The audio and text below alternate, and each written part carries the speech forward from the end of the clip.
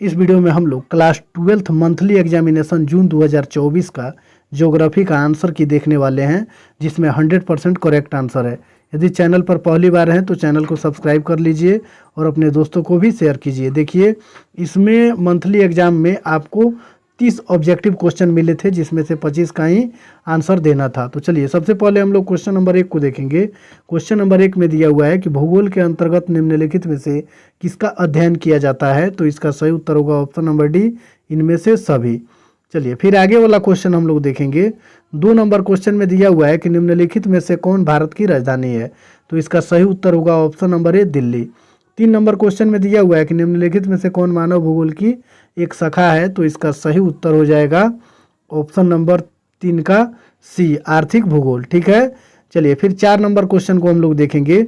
4 number question में दिया हुआ है कि कृषि भूगोल में निम्न में से किस पहलू का अध्ययन किया जाता है। तो इसका सही उत्तर होगा ऑप्शन नंबर डी, इनमें से सभी, यानी भूमि उपयोग, प्रतिरूप, सिंचाई और कृषि समस्या। तो इसका सही उत्तर होगा ऑप्शन नंबर डी, इनमें से सभी। फिर 5 नंबर क्वेश्चन को हम लोग देखेंगे। 5 नंबर क्वेश्चन में दिया हुआ है कि भूगोलवेता कार्ल रिटर निम्नलिखित में से किस देश के रहने वाले थे।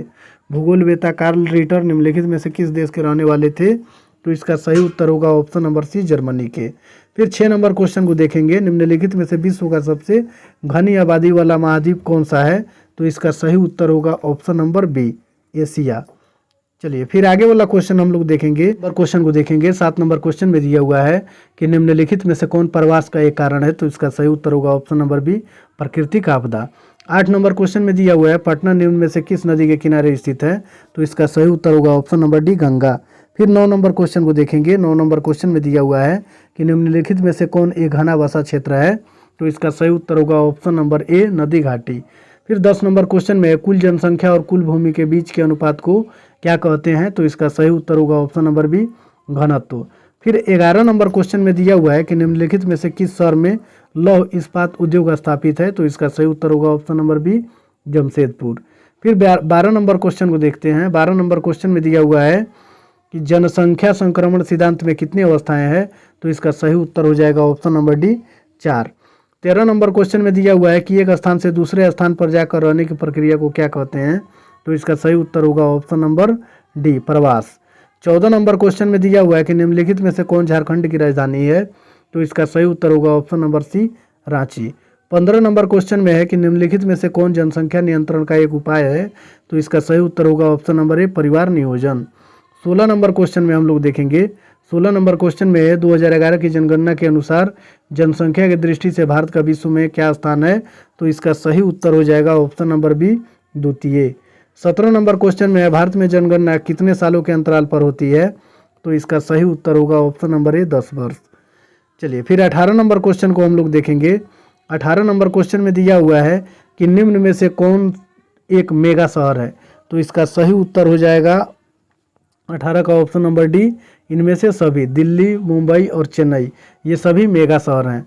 19 नंबर क्वेश्चन को देखेंगे। निम्नलिखित में से कौन सा शहर महाराष्ट्र में स्थित है। तो इसका सही उत्तर होगा ऑप्शन नंबर डी, इनमें से सभी, मुंबई, पुणे और नागपुर, ये सभी महाराष्ट्र में है। तो इसका सही उत्तर हो जाएगा ऑप्शन नंबर डी।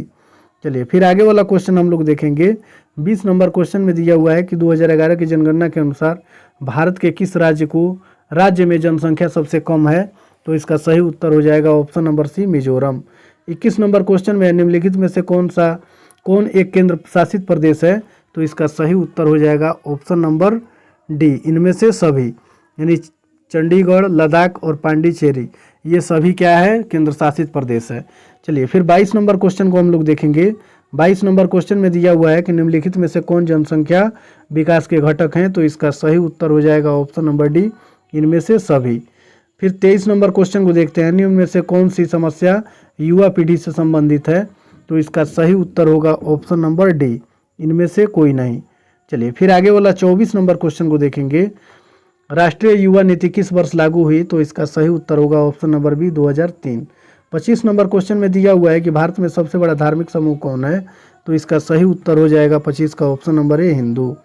चलिए, फिर 26 नंबर क्वेश्चन को देखते हैं।